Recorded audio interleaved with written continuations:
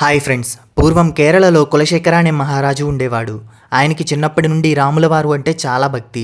ఎంతటి భక్తి అంటే రామాయణం వింటున్నప్పుడు రాముడు కరదూషణాదుల్ని వధించే సంఘటన వచ్చింది. అది వింటూ ఆందోళనకు గురయ్యి తాను కూడా కత్తి పట్టుకుని నా రామయ్యకు నేను సహాయం చేస్తాను అని కదిలాడు. చివరికి రాజుకు పురాణం వినిపించే పండితుడు అక్కడికి వచ్చి రాజా శ్రీరాముడు ఆ రాక్షసులందరినీ వధించేశాడు అని చెప్తే కానీ తన ప్రయాణం ఆపలేదు. ఒకసారి రాజుకు పురాణం వినిపించే పండితులు వేరే ఊరు వెళ్తారు.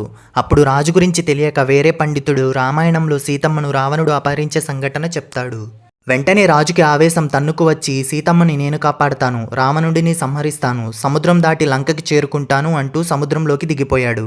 అలా రాజు భక్తితో నీళ్లలో మునిగిపోతుంటే రామయ్య సీతమ్మ ప్రత్యక్షమై సీతమ్మ నాతో భద్రంగా ఉందని శ్రీరాముడు శాంతపరుస్తాడు. తన పట్ల ఇంతటి భక్తి కలిగినందుకు శ్రీరాముడు కులశేఖరునికి ఒక వరాన్ని ఇస్తాడు. అందుకు కులశేఖరుడు, స్వామి, నేను ఎప్పుడూ మిమ్మల్ని చూస్తూ గడపాలి. నేను మీ ఆలయంలో గడపగా మారిపోవాలి. అలా ఉంటే నేను మిమ్మల్ని ఎప్పుడూ చూస్తూ ఉండిపోవచ్చు అని కోరుకుంటాడు. ఆయన కోరిక ప్రకారంగా ఆ స్వామి రాజును తిరుమల గర్భాలయంలో స్వామి ఎదురుగా ఉండే గడపగా మార్చేస్తాడు. అందుకే తిరుమల గర్భాలయంలోని గడపను కులశేఖర పడి అంటారు.